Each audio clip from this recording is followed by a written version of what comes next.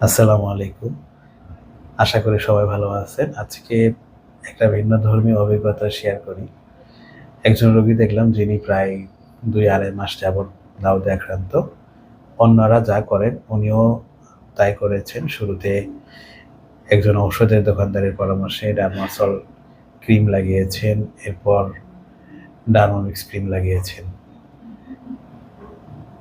অনেকেই জানেন দাউদে স্টেরয়েড জাতীয় ক্রিম অয়েন্টমেন্ট ব্যবহার করা যায় না। ব্যবহার করলে দাউদ ভালো তো হয়ই না, আরও বেড়ে যায়। ওনার ক্ষেত্রেও তাই হয়েছে। কিন্তু উনি থেমে যাননি। উনি আরও এক্সপেরিমেন্ট করেছেন। ওনার আত্মীয়ের পরামর্শে পরবর্তীতে উনি লরিক্স প্লাস লোশন ব্যবহার করেছেন। যাই হোক, দাউদ ভালো হয় নাই। উনি এরপর আমার কাছে এসেছেন। এসে কাউন্সেলিং করলাম, দেখলাম, চিকিৎসা দিলাম। তো চিকিৎসা নেওয়ার পরে উনি আমাকে জিজ্ঞেস করছিলেন যে, যে ওষুধগুলো লিখে দিলেন, যে ক্রিম ব্যবহার করতে দিলেন, এগুলো ব্যবহার করলে ওষুধ খেলে কোনো ক্ষতি হবে কিনা? এগুলোর কোনো সাইড ইফেক্ট আছে কিনা?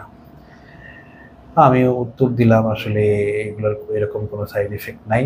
তবে আপনি এই সচেতন যদি একটু আগে হতেন, দাউদে স্টেরয়েড ক্রিম লাগানোর আগে বা লরিক্স প্লাস লাগানোর আগে যদি হতেন, তাহলে আপনার এত দুর্দশা হতো না, এত খারাপ অবস্থায় আপনি আসতেন না।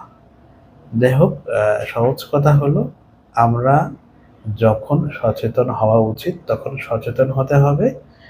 আর নিজের শরীরের উপরে কোনো কিছু নিয়ে এক্সপেরিমেন্ট করা যাবে না। ধন্যবাদ। সবাই সুস্থ থাকেন। আসসালামু